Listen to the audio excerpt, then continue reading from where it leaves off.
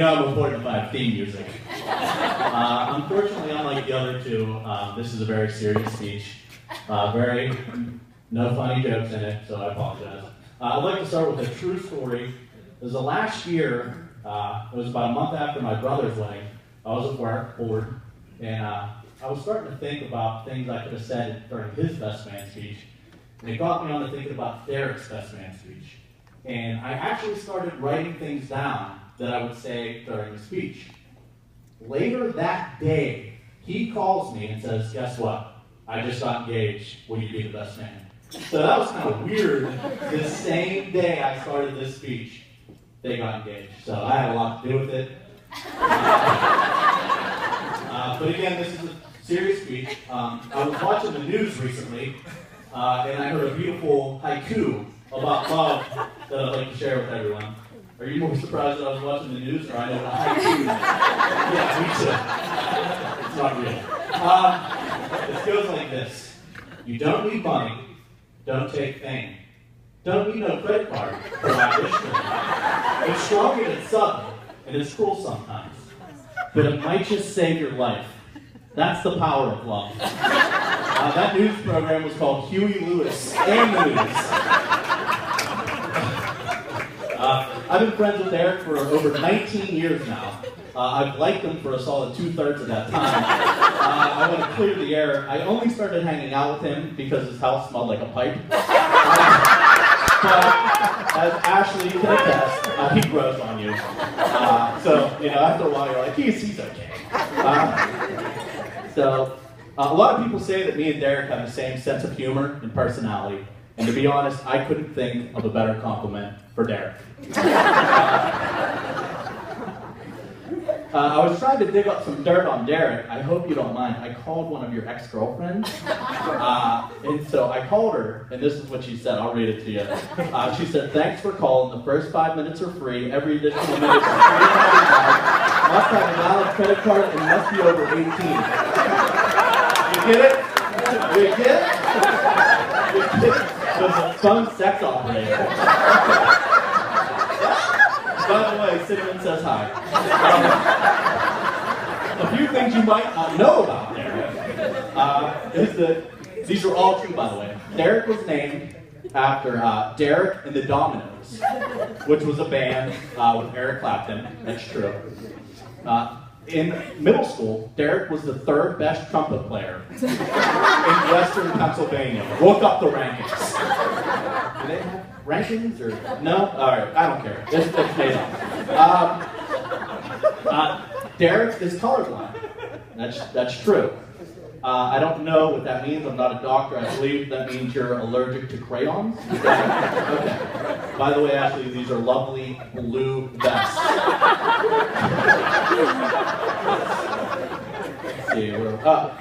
Derek has one sibling, an older sister, Tiffany. And it's ironic that she's a teacher because over the years she's taught Derek a lot. Mostly what not to do. Some of the things that Derek has learned from her is never use a fake ID at nicked ribs, especially with your parents at the table. Talk about a problem. It didn't even look like you, Tiff. One of the other things, and most importantly, never date a Flyers fan. That's this guy.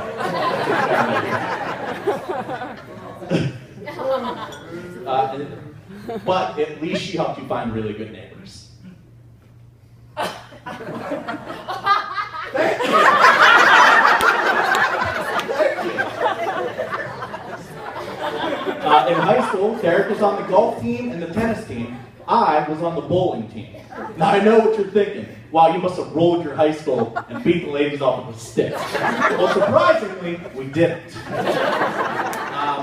It's actually, we faced a lot of ridicule. There was a couple bullies. One in particular, I remember they used to make me cry. Derek, you remember. But Derek finally stood up for me and he said, listen, Mom, you leave Steve alone. He's a nice kid.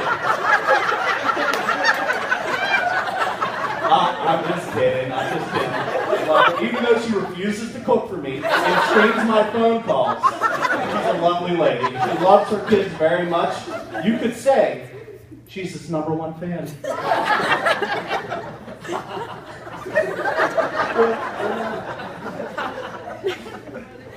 But seriously, I'd like to be honest for a second. I would like to thank all of Derek's family and all of his friends for helping him turn into the man he is today.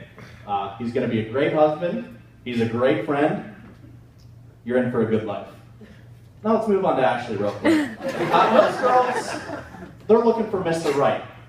Ashley wasn't looking in all the right places. Her journey began in Squire's Manning swimming pool. That's where she first started hunting for the guys, but Mr. Right wasn't there. When that pool dried up, it's a pool. Okay, all right. When that pool dried up, she started looking at South Park High School. Unfortunately, only boys were there. She was looking for a man. So she went to the manliest place she could think of, Abercrombie and Fitch. Unfortunately, the people that shop there often don't look like the models, so she struck out there too. But then it was off to college, in a classy joint called the Cell Block. I don't know how you didn't find Mr. Right in a place called the Cell Block. I know, right? But then, she got a real job downtown, and she met a man named Derek.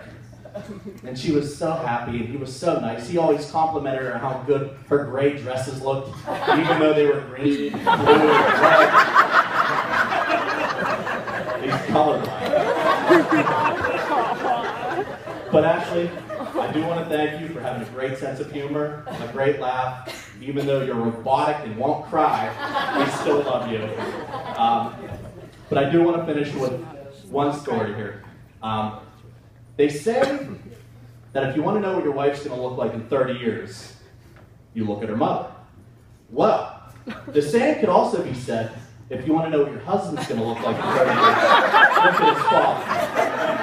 Well, due to an incident that happened in Ocean City that I can only describe as traumatic and awkwardly arousing, I saw Vince Diethorn naked. And Ashley, I want to let you know, your future looks good. Slightly hairy, but good. So I'll tell you what, let's raise our glasses. To a wonderful future. May you forever be hairy. I mean happy.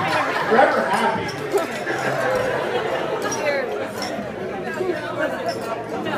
All right, let's give Steve a nice round of applause. Good job, Steve. Thank you.